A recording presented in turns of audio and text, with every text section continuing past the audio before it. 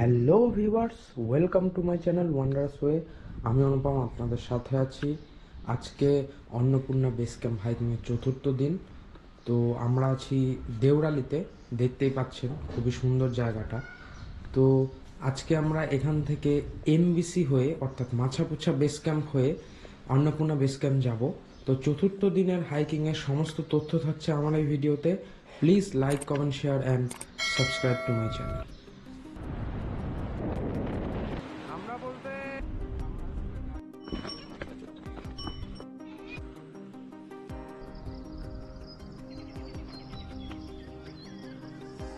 Seal মেরে আমরা কিংবা ক্যামেরা নিয়েছিলাম।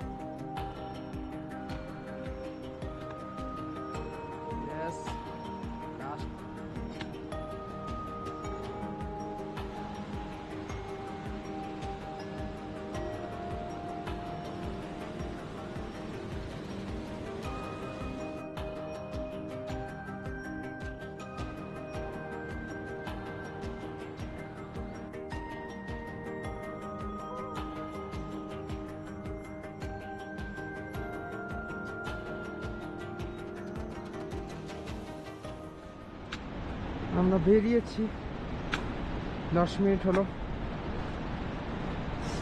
আমাদের ডেস্টিনেশন অন্নপূর্ণা বেস ক্যাম্প। সামনে দেখো, এখানে সরকারিভাবে কিছু করে না, সব কিছু প্রাইভেটলি। দেখো এই যে রাস্তা ঠিক করতেছে, যাও এখানকার লোকাল লোকেরাই। তো চলো चलते हैं अन्नपूर्णा बेस कैंप।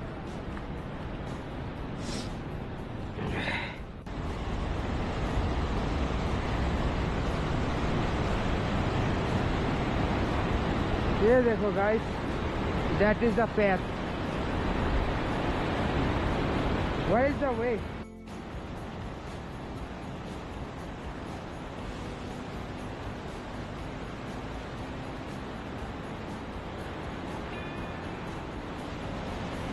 জানি না আমার ক্যামেরাটা কেন বারবার হ্যাং করছে।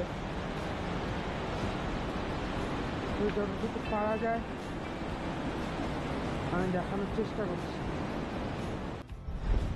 এখানে আমরা দুটো পাহাড়ের মাঝখান দিয়ে এগোচ্ছি। তো আমাদের গাইড কিষান ভাইয়া বলতেছে এখানে দাঁড়ানো যাবে না বেশিক্ষণ, কারণ রোদের হিটের কারণে বরফ গলে অ্যাভালাঞ্চ আসার সম্ভাবনা আছে, এবং এক সাইড থেকে না, দুই সাইড থেকে আসতে পারে।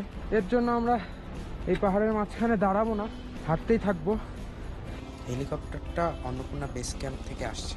আপনারা চাইলে পোখরা থেকে ডাইরেক্ট হেলিকপ্টারে এবিসি আসতে পারেন, কিন্তু হেলিকপ্টার রাইড খুবই এক্সপেন্সিভ।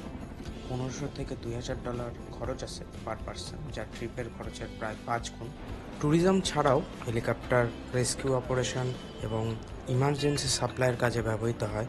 আরেকটা ব্যাপার যেটা আগের ভিডিওগুলোতে বলা হয়নি, এসব লম্বা হাইকিংয়ে যাওয়ার আগে আপনারা হেলথ ইন্স্যুরেন্স অবশ্যই করিয়ে রাখবেন, কারণ বলা তো যায় না, রাস্তার মাঝে আপনারা যদি অসুস্থ হয়ে পড়েন, ওইখান থেকে নিয়ে আসা থেকে শুরু করে হাসপাতালের ভর্তি পর্যন্ত সমস্ত খরচ ইন্স্যুরেন্স কোম্পানি বহন করবে। এর জন্য আমি সাজেস্ট করবো আপনারা ইন্স্যুরেন্সটা করিয়ে নিন।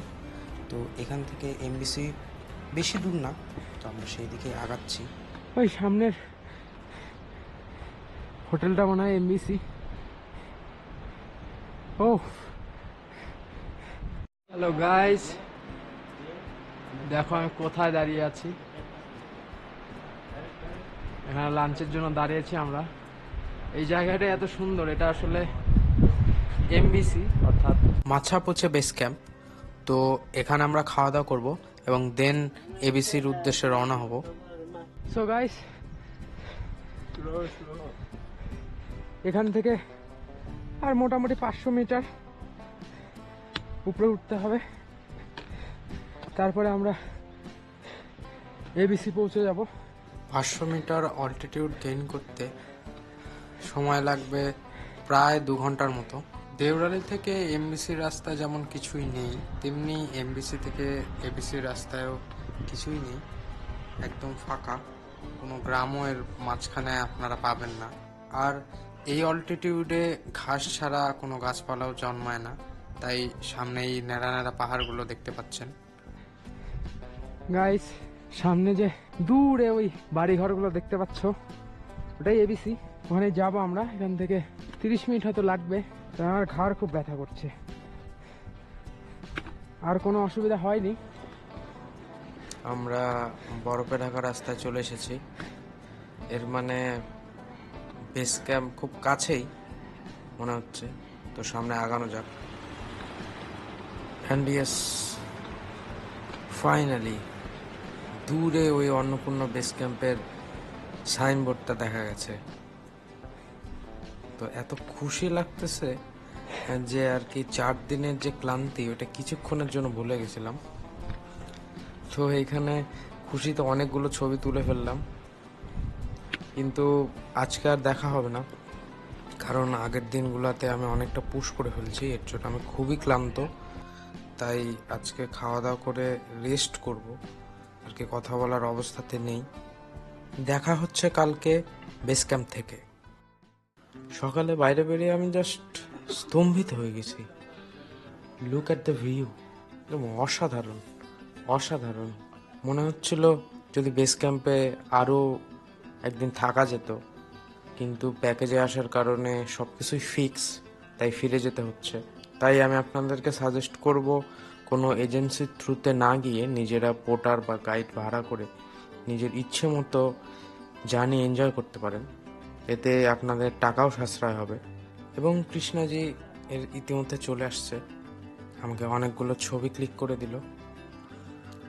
তো এরপরে আমরা খাওয়া দাওয়া করবো, দেন এই সুন্দর জায়গাটা ছেড়ে যেতে হচ্ছে। আমরা বেস ক্যাম্প থেকে বেরোচ্ছি, নিচে যাব এখন আমরা।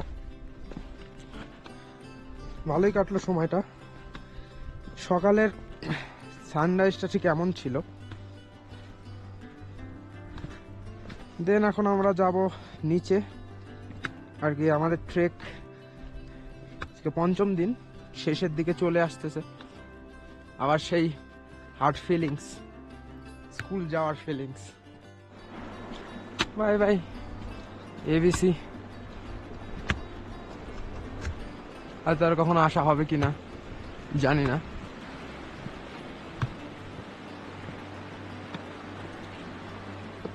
আমরা মোটামুটি 1 ঘন্টা 45 মিনিট ধরে হাঁটছি এবং আরো 40-45 মিনিট আমরা দেওরালি পৌঁছাবো। সেখানে গিয়ে হয়তো আমরা লাঞ্চ করব। চলো সাথে সাথে যাওয়া যাক।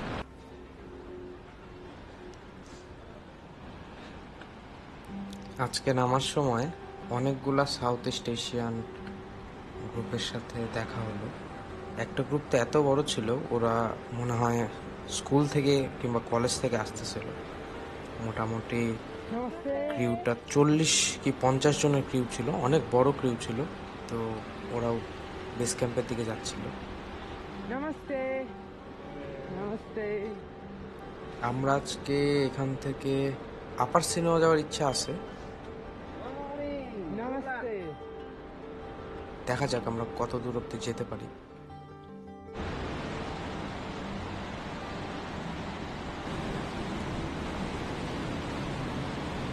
এই জায়গাটা পার হতে আমার একটু ভয় ভয় করছিল। আগের দিন ওই দিকটাতে এসেছি, কিন্তু আজকের জলের ফ্লোটা অনেক বেশি, তাই এই ঝর্ণাটা খুব বেশি ভয়ঙ্কর লাগছে।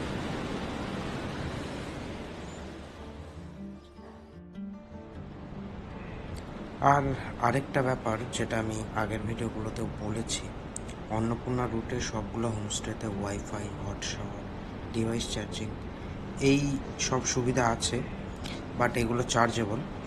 আর হোমস্টেগুলোতে থাকলে খাবার খাওয়া বাধ্যতামূলক। খাবারের দাম একটু হাই এবং অল্টিটিউড অনুযায়ী এটা বাড়তে থাকে।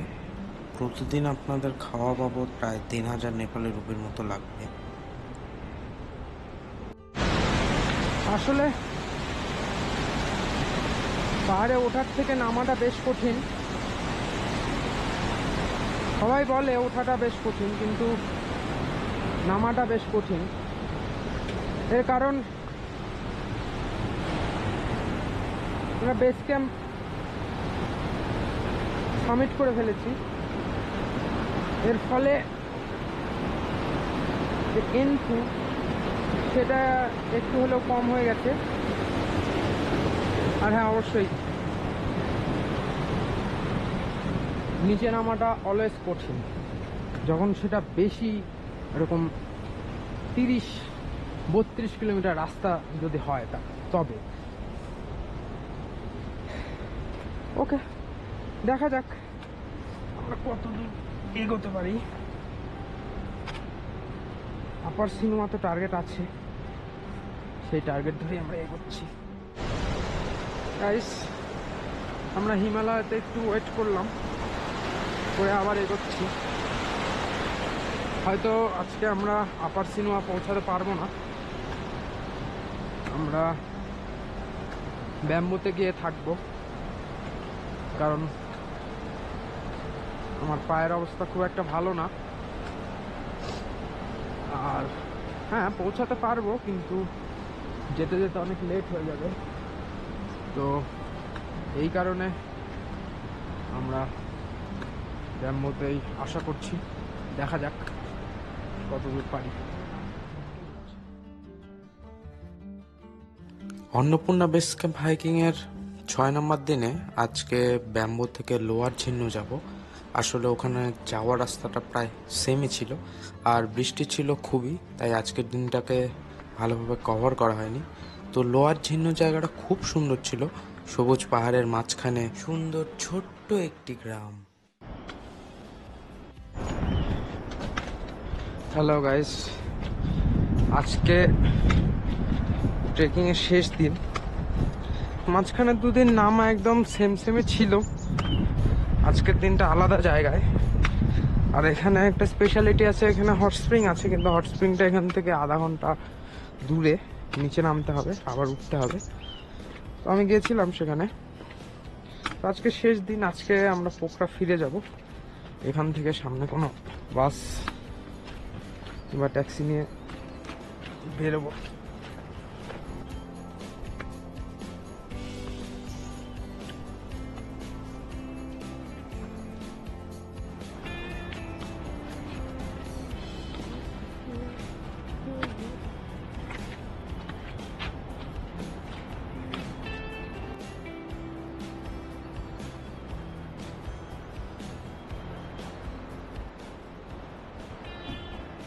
অন্নপূর্ণা রুটের সব থেকে লম্বা সাসপেনশন ব্রিজ ক্রস করলাম।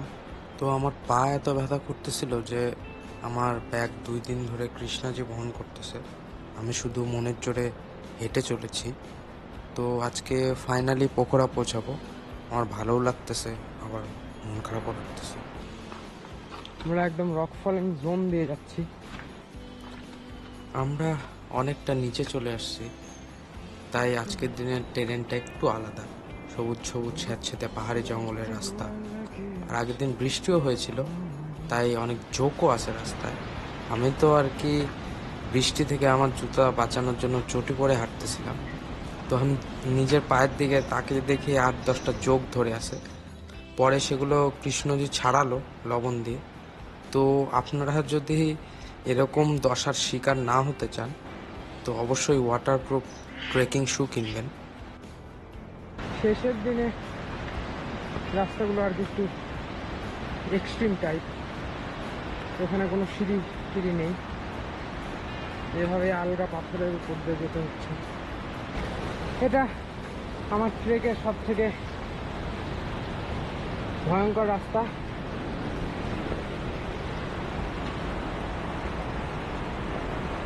এসব রাস্তায় যে কোনো সময়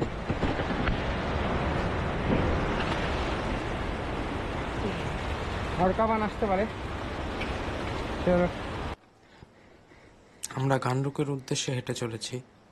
তো গানরুক থেকে আমরা বাসে বিরেথান্তি রিভার সাইড যাব, এবং ওখান থেকে ট্যাক্সি আছে যেটা প্যাকেজের মধ্যে ইনক্লুডেড ছিল।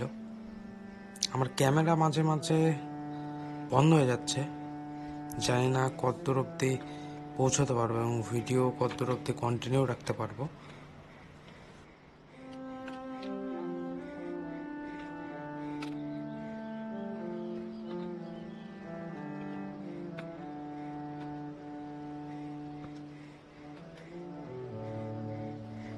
অ্যান্ড ফাইনালি বন্ধুরা, আমরা গাড়ির রাস্তায় চলে এসেছি। তো এর সাথে সাথে Annapurna base camp trek series শেষ করছি। সম্পূর্ণ ভিডিওটি দেখার জন্য আপনাদেরকে ধন্যবাদ। দেখা হবে অন্য কোনো জায়গায়, অন্য কোনো ভিডিওতে, অন্য কোনো দেশে। ভিডিওটি ভালো লেগে থাকলে লাইক, কমেন্ট, শেয়ার এবং সাবস্ক্রাইব করুন, এবং চ্যানেল সংক্রান্ত সমস্ত আপডেট পেতে বেল আইকনটি প্রেস করুন।